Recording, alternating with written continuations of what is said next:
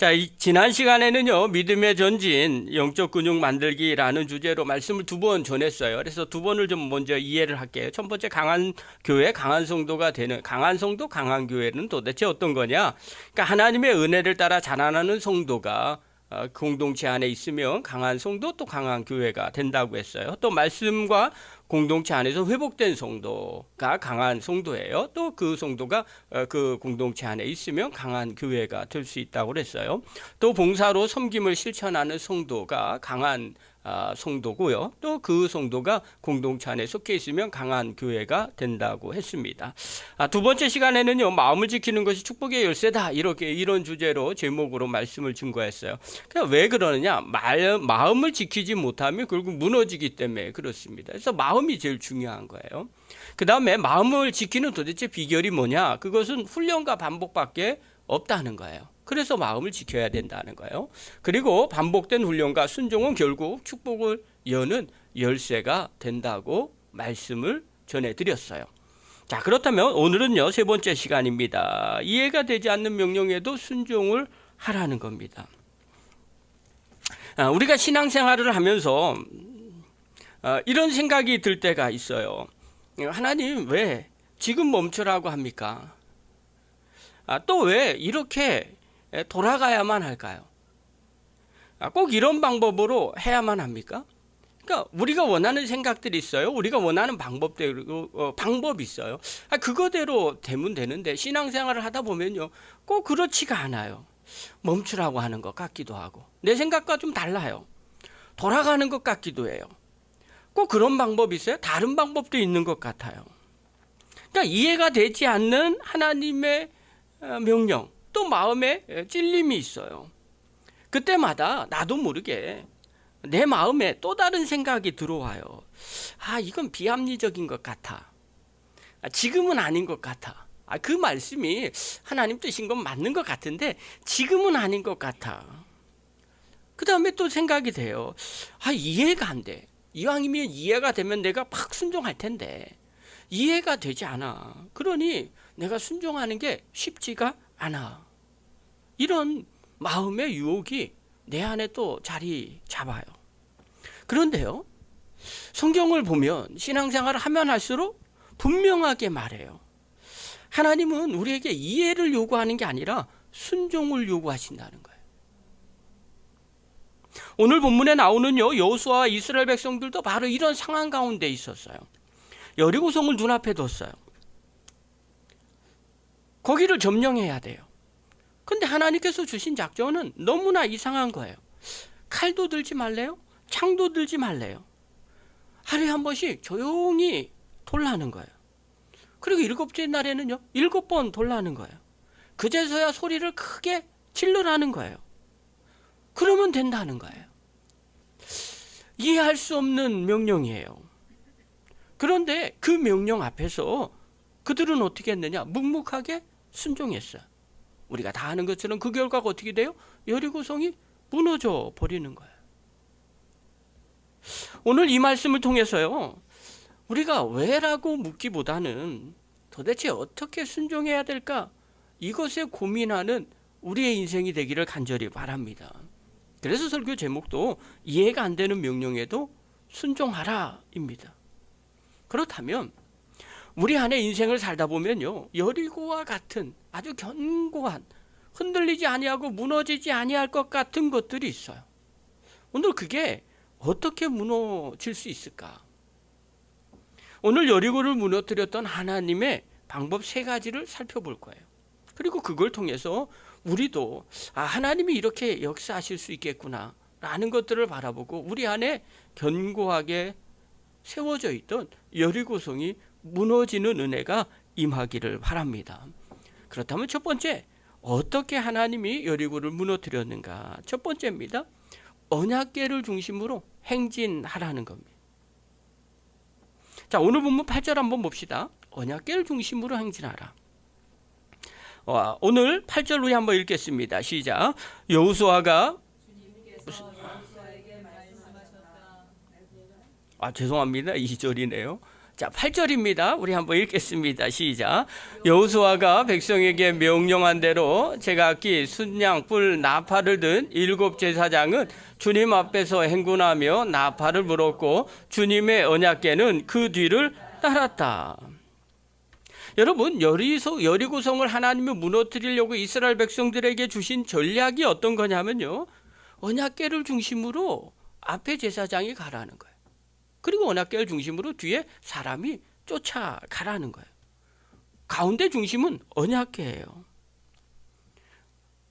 진행할 때 맨 앞에 군사가 있었어요. 그 뒤에는요, 양강나팔을 든 제사장이 있었어요.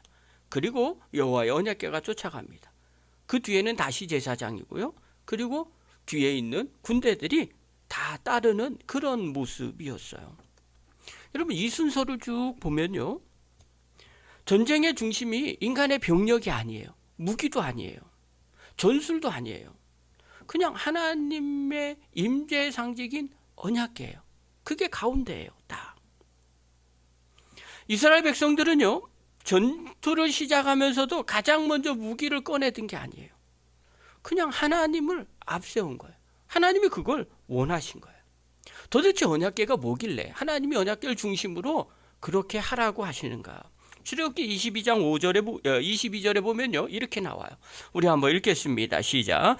내가 거기에서 너를 만나겠다. 내가 속죄판 위 곧 증거궤 위에 있는 두 그룹 사이에서 이스라엘 자손에게 명할 모든 말을 너에게 알려주겠다. 여러분, 이 언약궤는요, 하나님이 출애굽기에서 이야기를 해요. 이거를 만드는데 이곳에서 내가 너와 만나겠다는 거예요. 그러니까 언약궤는요, 하나님이 이스라엘 백성과 만나주시는 임재의 자리예요. 이곳에 하나님이 임재하시고요, 말씀하신다고 하나님은 약속하셨어요. 그래서 이곳에서 하나님이 말씀을 하시는 거예요. 뭐라고 말씀하시느냐? 여호수아 6장 2절에 보면요, 주님께서 여호수아에게 말씀하셨다. 내가 여리고와 그 왕과 용사들을 너의 손에 붙인다. 도대체 어떻게 붙여요? 어떻게 무너뜨려요? 이런 여호수아의 질문이 이 안에 아마 함축되어 있을지 모릅니다. 그런데 하나님은 말씀하시는 거예요. 군사 전략이 아니라는 거예요. 나를 중심으로 도는, 언약궤 중심으로 도는 이 예배 행진을 하라는 거예요. 그러면 여리고성이 무너진다는 거예요. 사랑하는 성도 여러분, 이 장면은요, 단순히 전략이 아닙니다. 하나님은요, 이스라엘 백성들에게 신앙의 태도를 가르치는 거예요. 하나님 중심으로 계셔야만 인생에서 승리할 수 있다는 걸 가르쳐 주시는 거예요. 하나님을 앞세우고 따라갈 때 여리고와 같은 문제가 무너지게 된다는 겁니다. 그래서 하나님의 백성은요, 하나님이 언제 역사하시느냐, 하나님 중심으로 바라볼 때 하나님은 역사하신다는 거예요. 그럼 이런 질문이 생겨요. 목사님, 오늘날 언약궤는 도대체 뭡니까? 구약시대요, 이동식 성막과 언약궤가 하나님의 임재의 상징이라면 오늘날 우리에게 하나님의 임재가 머무른 장소, 곧 교회가 하나님이 함께 하시는 그곳이 언약궤라는 거예요. 예수님께서는요, 마태복음 16장 18절부터 19절에 이렇게 말씀하세요. 우리 한번 읽겠습니다. 시작. 나도 너에게 말한다. 너는 베드로다. 나는 이 반석 위에다가 내 교회를 세우겠다. 죽음의 문들이 그것을 이기지 못할 것이다. 내가 너에게 하늘나라의 열쇠를 주겠다. 내가 무엇이든지 땅에서 매면 하늘에서도 매일 것이요, 땅에서 풀면 하늘에서도 풀릴 것이다. 여러분, 교회는요, 단순히 건물이 아니죠. 베드로가 신앙 고백했잖아요. 주는 그리스도시요 살아계신 하나님의 아들이십니다. 이 신앙 고백 위에 내가 교회를 세우겠다는 거예요. 그리고 천국의 열쇠를 주겠다는 거예요. 기도하면 응답해 주시겠다고 약속하시는 거예요. 여러분, 신앙 고백 위에 세워, 내가 아무리 바빠도 교회 와서 기도하고 집에 가면 마음이 편합니다. 피곤해도 새벽 예배 드리고 나면 오히려 하루가 더 가볍고 힘이 납니다. 근데 그거 아십니까? 예배 드리지 않고 집에서 쉬잖아요. 그럼 더 피곤하고요, 일이 자꾸 엉킵니다. 저는요, 이 말이 정답이라고 생각이 됩니다. 기도가 환경을 바꾸는 게 아닙니다. 그런데 내 안의 질서를 바로잡습니다.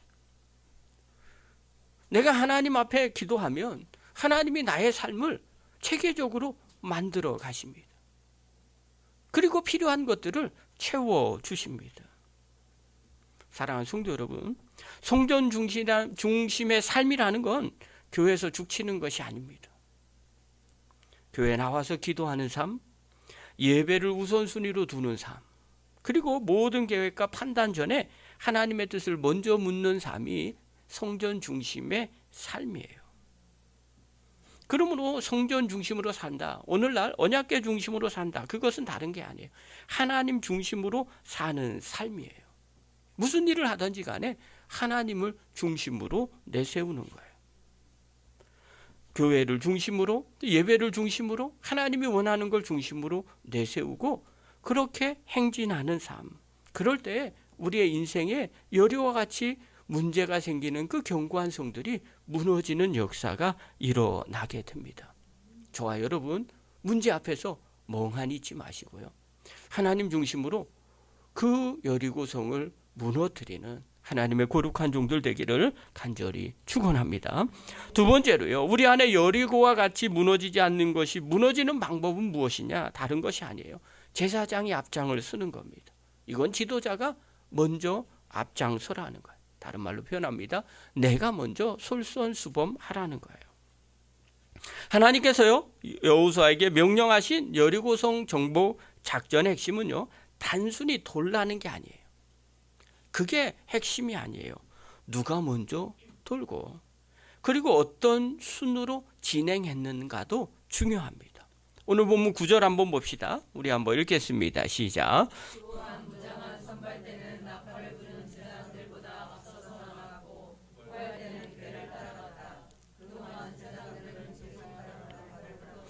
예. 이 말씀 속에서 하나님이 일하시는 원리가 담겨져 있어요. 하나님은요, 전쟁을 시작할 때부터 누가 먼저 가느냐? 제사장이 먼저 가라는 거예요. 당시의 제사장은요, 그 공동체 최고의 지도자들이었어요. 지도자가 먼저 움직이라는 거예요. 여러분 상상 한번 해보세요. 전쟁에서는요, 보통 누가 먼저 가요? 장군이 먼저 가요. 병사들이 앞장서는 거예요. 그게 당연한 일이에요. 그런데 이스라엘 백성들에게 하나님이 이 여리고성 전투를 어떻게 하라고 하시는가? 여기에서는요, 장군이 먼저 가지를 않아요.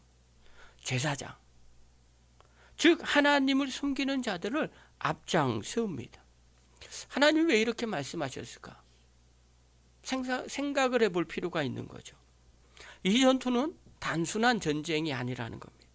하나님의 전쟁이라는 걸 말해주는 거예요. 이 전쟁은요, 칼과 창의 싸움이 아니라 믿음과 순종의 싸움이라는 걸 알려주시는 거예요. 그래서 하나님은요, 제사장, 즉 영적인 지도자들이 앞장서기를 원하신 거예요. 그래서 그들이 나팔을 들고 나갔어요. 언약궤 앞에서 먼저 걸어갑니다. 상상 한번 해보십시오. 그 앞에 여리고성은 지금도 여전히 견고해요. 변화가 없는 것처럼 보입니다. 이들은요, 침묵하면서 나팔을 불며 하나님이 하라고 하시는 것을 순종하면서 걸어간 거예요. 그러면 왜 제사장이 먼저 갈까요? 왜 지도자들이 먼저 갈까요? 여러분, 성경은요, 지도자의 역할을 항상 중요하게 여겼어요. 하나님은요, 지도자들을 정말 중요하게 여겼어요. 하나님께서는요, 아담에게 가정의 책임을 맡기셨어요. 왜 하필이면 아담입니까? 아담입니까? 아니, 아버지이기 때문에 그래요. 남편이기 때문에 그래요. 가정의 지도자이기 때문에 그런 거예요. 모세에게는요, 백성을 이끌 사명을 주셨어요. 왜 하필 모세입니까? 모세가 지도자이기 때문에 그런 겁니다. 여호수아에게는요, 강하고 담대하라는 명령을 주셨어요.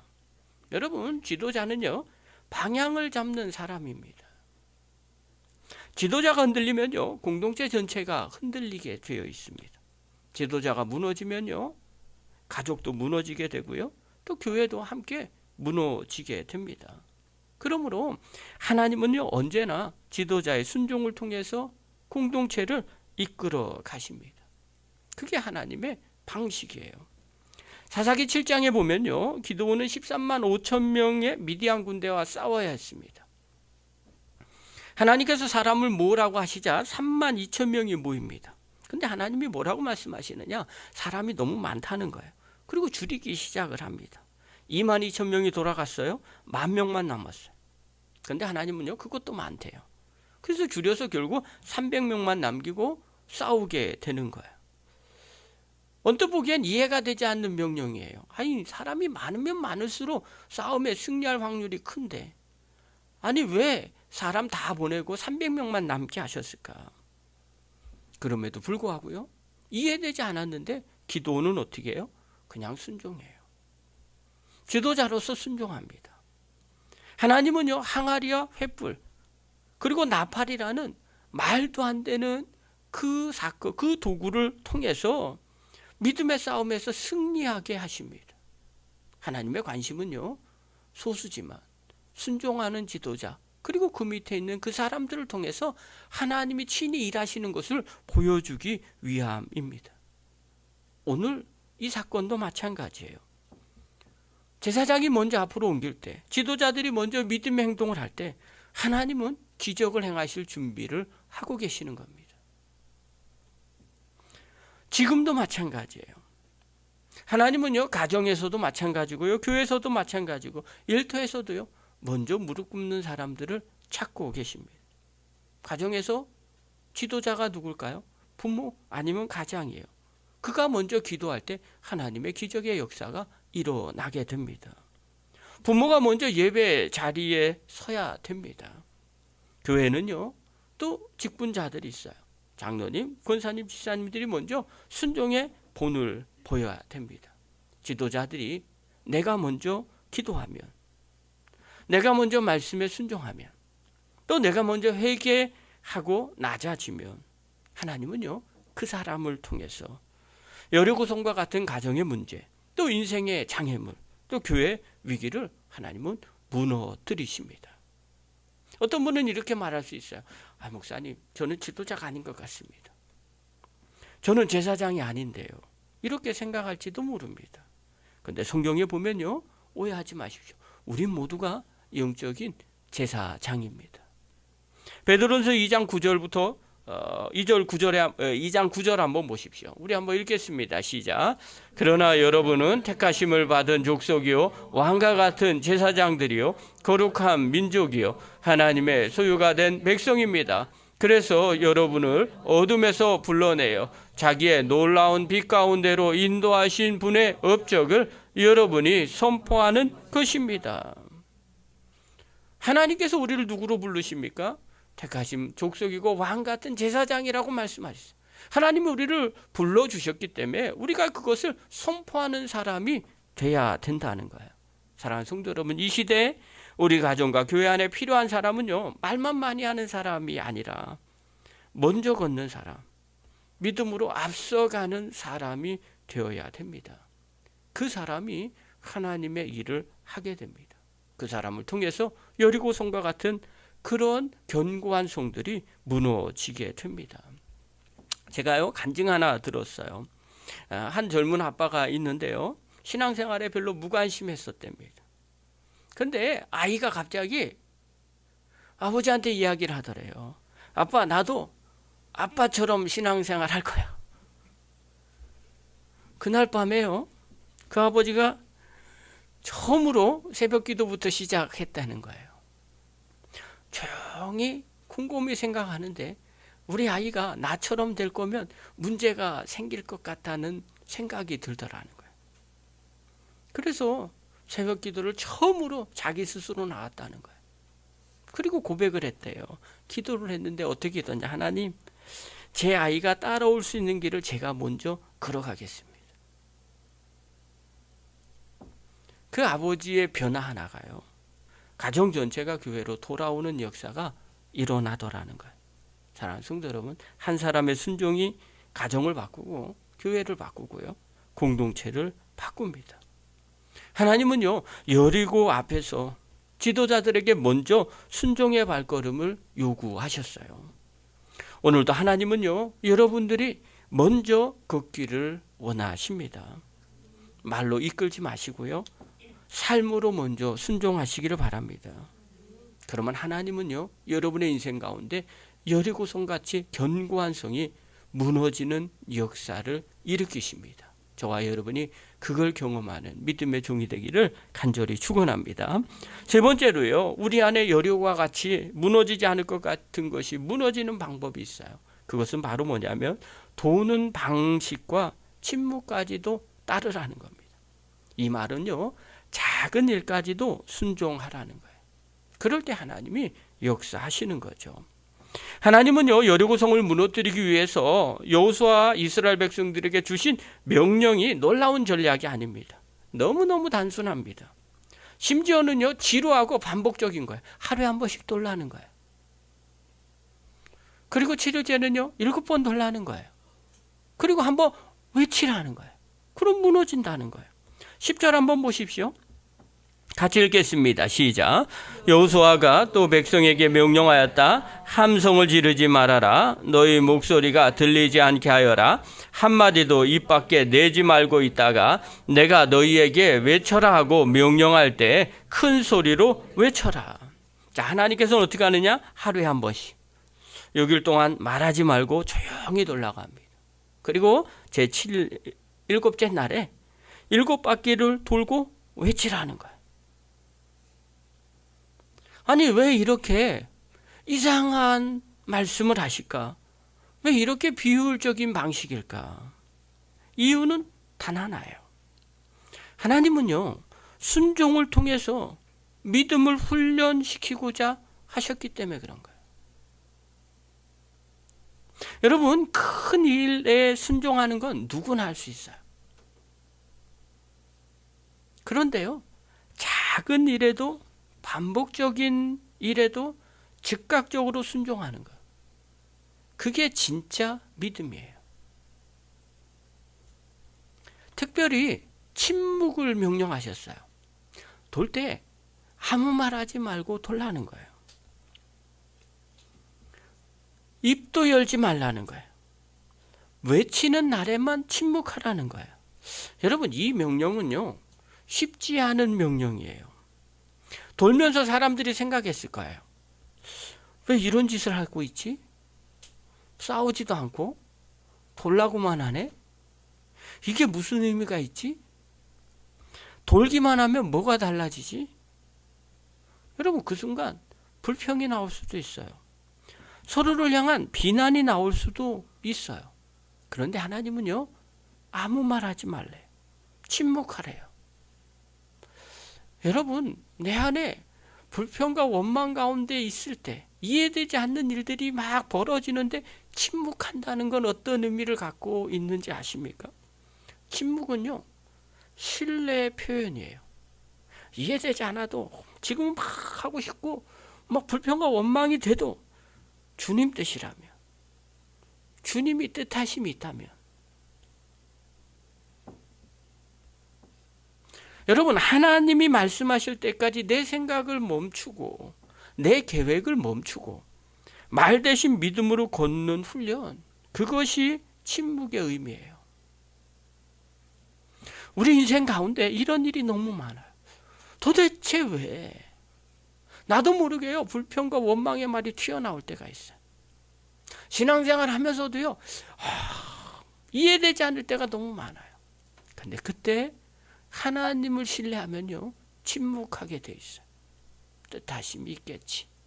하나님의 선한 계획이 있겠지. 그러면 침묵할 수 있는 거예요.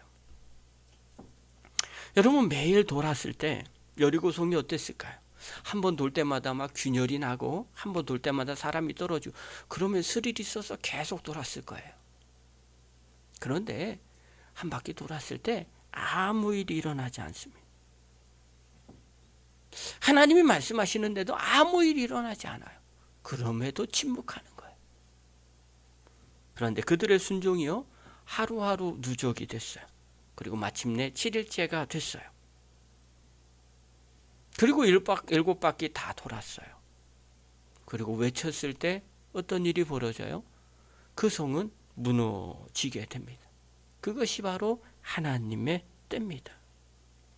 여러분, 우리는요, 즉각적인 결과를 원해요.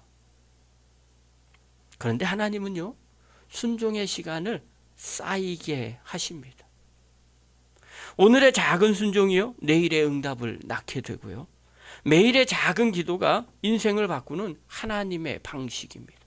한 번 기도했다고 응답되면 얼마나 좋겠어요. 그런데 하나님은요, 끊임없이 계속 기도하게 하십니다. 아무 일도 일어나지 않는 것 같은 그런 상황 가운데서도 계속 기도하게 하십니다.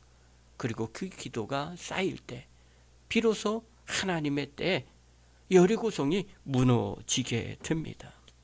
사랑하는 성도 여러분, 믿음이 좋다는 게 뭘까요? 믿음이 약하다는 게 뭘까요?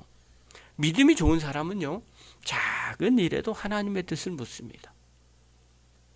오늘 누구를 만나야 할까요? 이 말은 어떻게 해야 될까요? 꼭 이 말을 해야 될까요?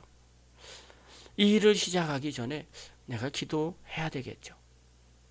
그래서 작은 일, 믿음 있는 사람은요, 작은 것 같지만 그 모든 것에 기도로 시작을 합니다.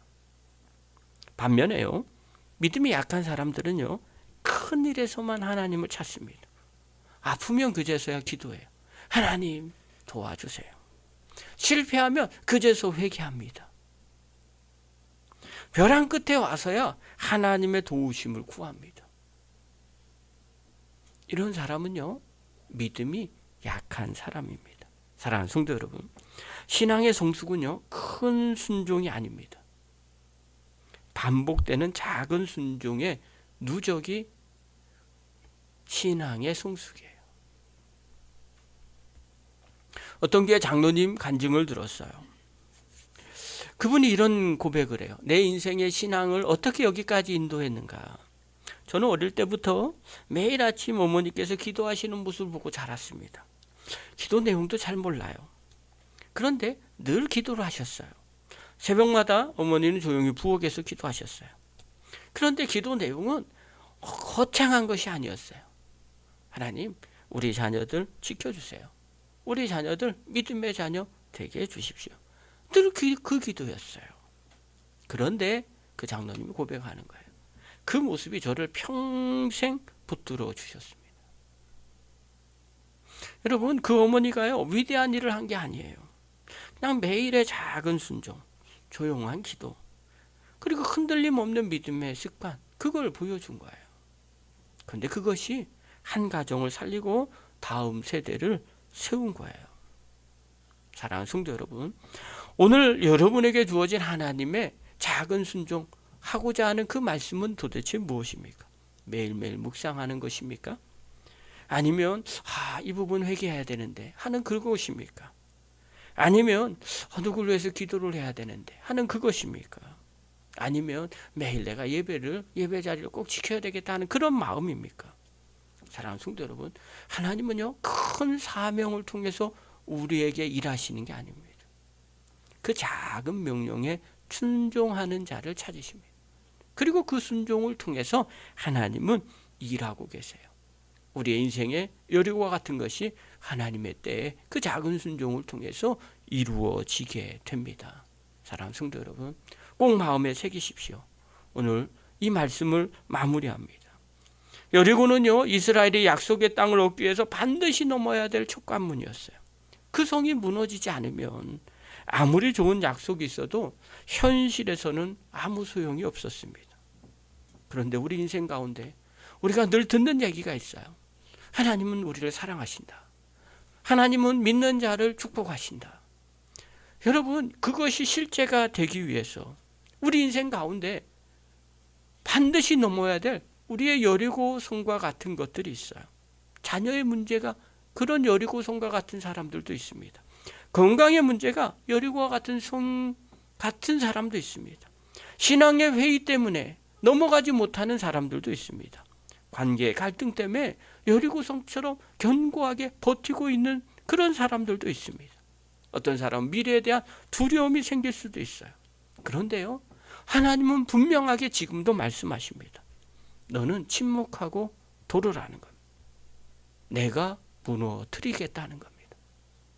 이 약속의 말씀이 오늘 여러분에게 레마의 말씀이 되기를 바랍니다. 우리에게 주어지는 것은요, 이해가 아니라 순종입니다. 오늘도 하나님은 우리에게 말씀하십니다. 내가 너에게 여리고를 넘겨주겠다. 그러니 나를 앞세우고 순종하며 믿음으로 행진하여라. 사랑하는 성도 여러분, 하나님을 중심에 두고 인생을 살아서 여리고를 넘어가시기를 바랍니다. 여러분이 먼저 순종하면서 인생의 여리고성과 같은 것이 무너지는 역사가 일어나기를 바랍니다. 작은 일이라도 주님 말씀하시면 순종하십시오. 그리고 때가 돼서 그것이 쌓이면 우리의 인생의 여리고와 같은 것이 무너지게 됩니다. 그래서 넉넉하게 그것을 무너뜨려서 하나님이 주시는 그 축복의 땅으로 들어가는 저와 여러분 되기를 간절히 축원합니다. 기도하겠습니다. 하나님 아버지, 은혜를 감사드립니다. 우리 인생 가운데 무너질 것 같지 아니하는 견고한 여리고 성 같은 것들이 있습니다. 주님, 그것을 어떻게 넘어가야 되겠습니까? 우리의 생각과 우리의 방법대로 이렇게 하고 저렇게 해도 넘어가지지 않습니다. 주님 앞에 무릎 꿇고 엎드려 기도합니다. 하나님, 인도하여 주셔서 이제부터는 하나님이 그 여리고성을 넘어가게 하여 주시옵소서. 우리가 먼저 순종하며 주님 말씀에 작은 것까지도 순종하며 그 성을 돌겠습니다. 하나님의 때에 넘어가는 역사, 무너지는 역사 보는 저희들 되게 하여 주시옵소서. 예수님의 이름으로 감사하며 기도하옵나이다. 아멘.